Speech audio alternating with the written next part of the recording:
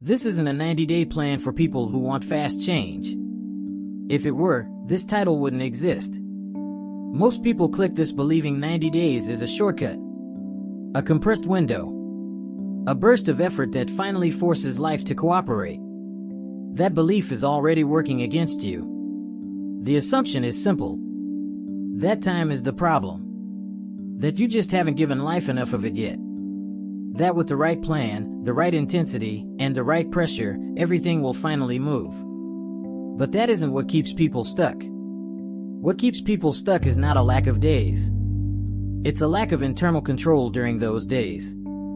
You don't drift because you don't care.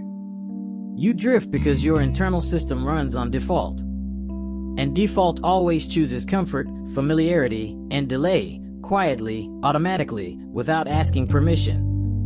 Most people never notice when this happens. They think they're deciding. They think they're choosing. But the choice was made long before the moment arrived. That's why plans fail. Not because they're wrong, but because they're placed on top of an identity that never changed. 90 days won't save you. Pressure won't save you. Even clarity won't save you, not at first.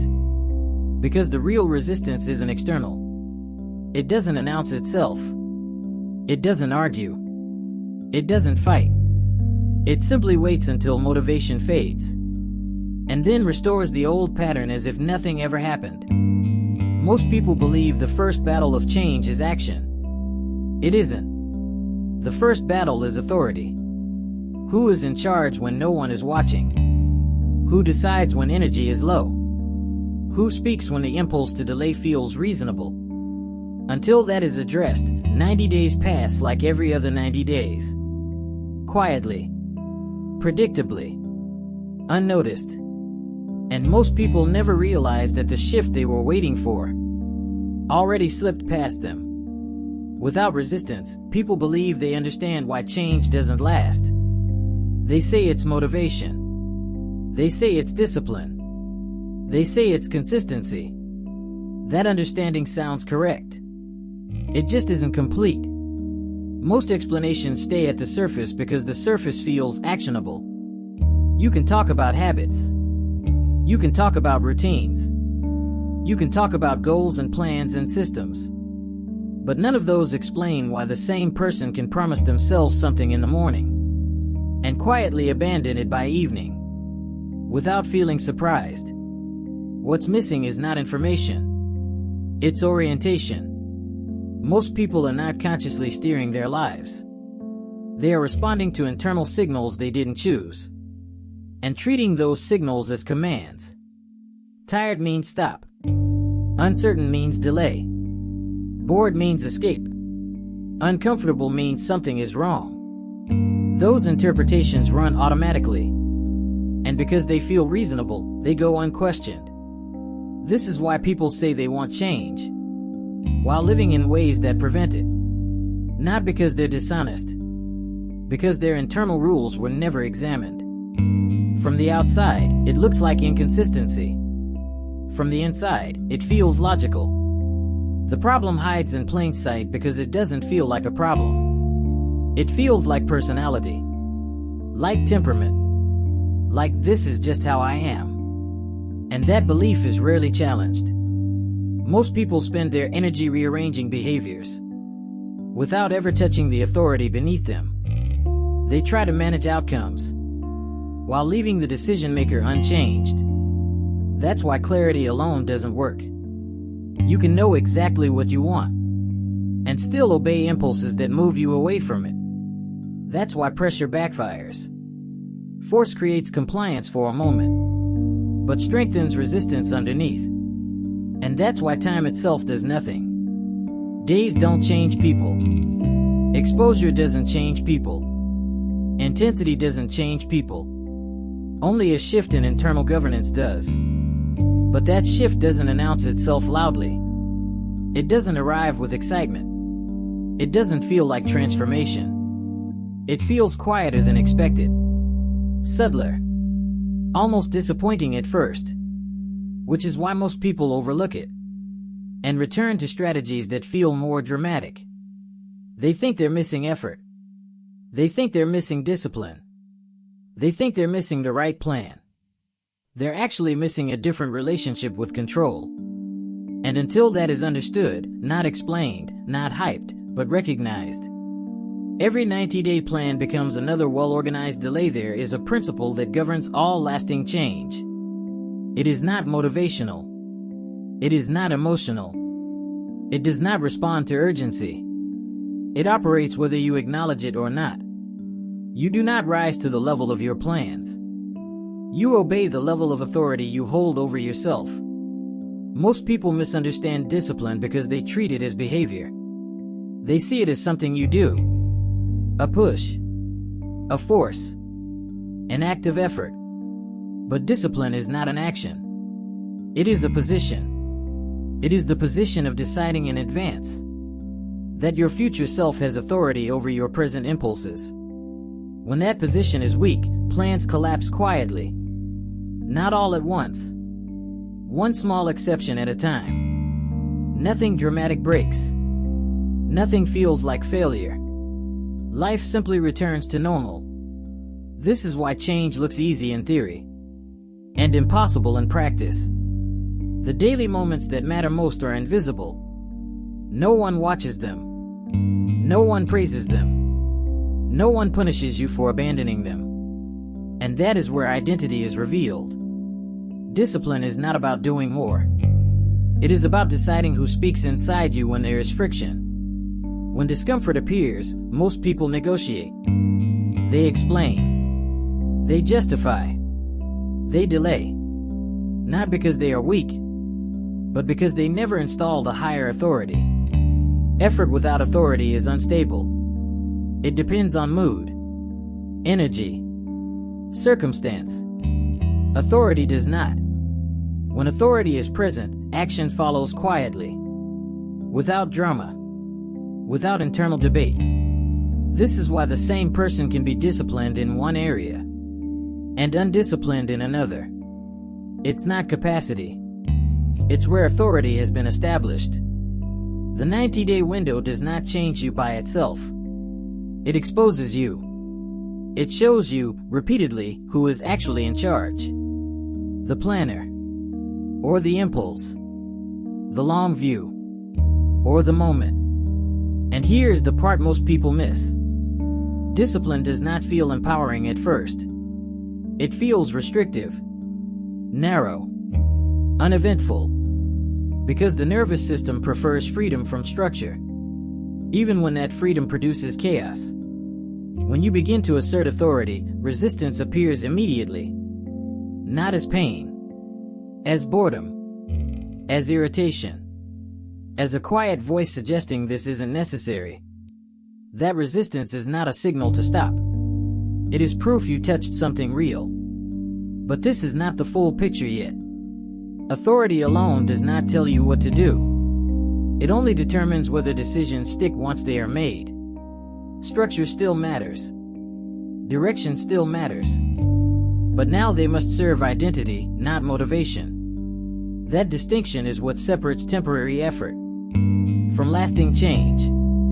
And that layer has not been addressed yet. Number 1. Decide once what is non-negotiable. Most people decide every day. They reopen the same questions each morning and wonder why consistency feels exhausting. When everything is negotiable, energy is spent debating instead of acting. Non-negotiables remove debate. They are not goals. They are rules of identity. This matters internally because the mind seeks efficiency. If a behavior is undecided, the mind evaluates mood, context, and comfort. If a behavior is decided, the mind executes. The identity consequence is quiet authority. You stop asking yourself what you feel like doing and start behaving as the type of person who already decided. A simple daily example is time. A fixed start to the day. Not early for status. Early for control. Resistance will appear immediately, not loudly, as a suggestion that flexibility would be reasonable. That suggestion is the tension. Do not remove it. Number 2. Control the first hour or lose the day. The first hour establishes internal hierarchy. Who leads? Impulse or intention? Most people begin the day in reaction. Messages. Noise. Inputs they did not choose. Internally, this trains the mind to follow instead of direct. This matters because direction is a muscle. Used early, it strengthens. Ignored early, it weakens.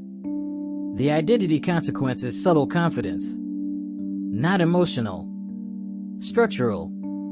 A simple daily example is silence. No input. No consumption. Just order. The tension comes from discomfort. Boredom. The urge to escape into stimulation. That urge is the point. You are teaching the mind that not every impulse is obeyed. Number 3. Reduce daily decisions. People assume freedom comes from options. It doesn't. It comes from fewer choices. Decision fatigue erodes authority. Every small choice drains clarity. This matters internally because authority depends on consistency. Too many decisions dilute it. The identity consequence is steadiness. Your days begin to feel predictable in a stabilizing way. A simple daily example is repetition. Same meals. Same routines. Same work blocks. Resistance appears as restlessness. A desire for novelty. That desire is not intuition. It is the nervous system seeking stimulation. Do not confuse the two. Number 4. End each day with closure. Most people carry unfinished mental loops into sleep. Unresolved intentions. Unkept promises. This quietly damages self-trust. This matters because the mind tracks integrity even when you don't. Every incomplete loop weakens internal credibility. The identity consequence is self-respect. You begin to believe your own plans again. A simple daily example is review. What was done? What was avoided? What must be decided tomorrow? The tension is honesty. Seeing where authority slipped. Do not soften it. Do not dramatize it. Number 5. Protect energy over excitement. Excitement is unstable. Energy is structural. This matters internally because discipline requires fuel, not hype. The identity consequence is longevity. You stop burning out and start enduring. A simple daily example is sleep. Not as recovery, as strategy. Resistance appears as justification. One more hour. One more scroll. That voice is not rest-seeking. It is avoidance. This framework does not fix you. It reveals you. Each point returns you to the same tension. Who is in charge? When nothing is forcing you. That question remains unanswered on purpose. What most people experience next is not motivation. It is boredom. Silence. A sense that nothing dramatic is happening. This is not a problem. This is the work. The moment discipline stops feeling inspiring is the moment it becomes real. Because inspiration belongs to beginnings. Identity belongs to continuation. Most people abandon change here. Not because it's hard. Because it's quiet. They mistake calm for stagnation. They mistake resistance for a sign they chose the wrong path. They mistake the absence of excitement for the absence of progress. In reality, this phase is the dividing line. Discipline, at this level, is not about effort. It is about self-respect. Self-respect is not a feeling. It is a pattern of kept promises. Small ones. Private ones. On days that feel ordinary. Every time you do what you said you would do. Without an audience. Without urgency. Without emotional reward. You reinforce a simple internal message. I am reliable. That message compounds quietly. Most people chase comfort because they believe it reduces cost. It doesn't. It defers it. Comfort always charges interest. Not immediately. Later. Lost clarity. Reduced confidence. Eroded self-trust. These costs do not arrive as pain. They arrive as drift. You don't wake up one day feeling like a failure. You wake up one day realizing you don't quite believe yourself anymore. Discipline reverses that, slowly. Not through heroic effort, but through quiet consistency that feels almost unimpressive in the moment. This is why overachievers are often misunderstood. From the outside, their lives look restrained, repetitive, predictable. From the inside, they feel stable. Stability is the platform most people never build. They try to perform without it. They try to optimize without it. They try to accelerate without it. And they burn out. Identity-based discipline works differently. You stop asking, "What do I feel like doing today?" and start asking, "What does someone who respects themselves do next?" That question removes drama. It also removes excuses. Resistance does not disappear at this stage. It changes shape. It becomes subtle. A thought that says this level of structure is unnecessary now. A suggestion that you've earned flexibility. A belief that missing once won't matter. This is where most discipline quietly dies. Not in moments of weakness. In moments of permission. The mind is skilled at negotiating on your behalf, especially when progress has already been made. This is why discipline must be tied to identity, not outcome. Outcomes fluctuate. Identity holds. When discipline is identity-based, you don't stop because results slow. You don't stop because the novelty wears off. You don't stop because no one is watching. You continue because stopping would violate who you are becoming. This is the difference between effort and authority. Effort asks for energy.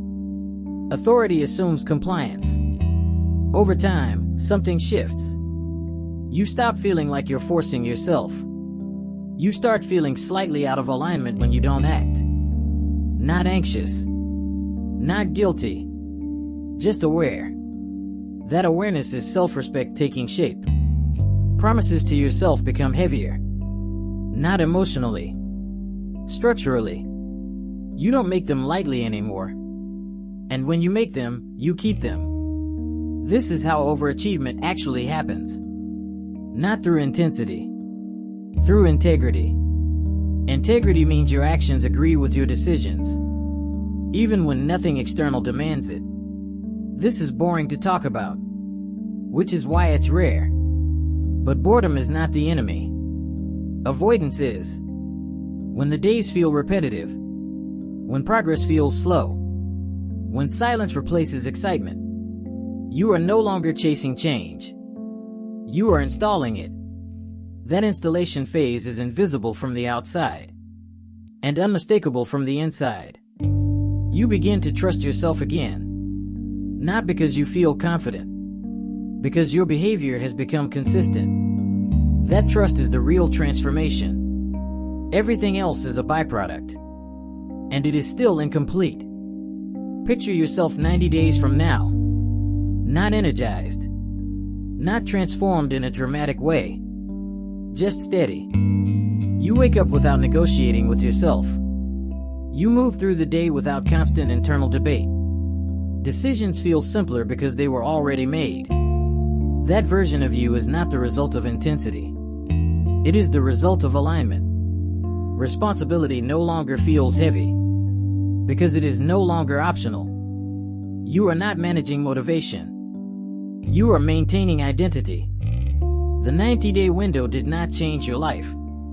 It clarified it. It showed you where authority was missing and where it was installed. You didn't become someone new. You removed the friction that kept you from acting like who you already knew you should be. This is what control actually feels like. Not excitement. Not urgency. Certainty. Quiet certainty does not announce itself. It doesn't seek validation. It doesn't rush. It shows up early. It finishes what it starts. It keeps small promises without witnesses. From here, progress becomes predictable. Not easy. Predictable. Because when identity is stable, outcomes follow with time. You will still feel resistance. You will still feel boredom. You will still feel the pull of comfort. The difference is that these feelings no longer decide. You do. And when you look back, the most surprising realization will be this. Nothing dramatic happened. You simply stopped betraying yourself. And life adjusted accordingly. That adjustment continues quietly. Long after 90 days have passed.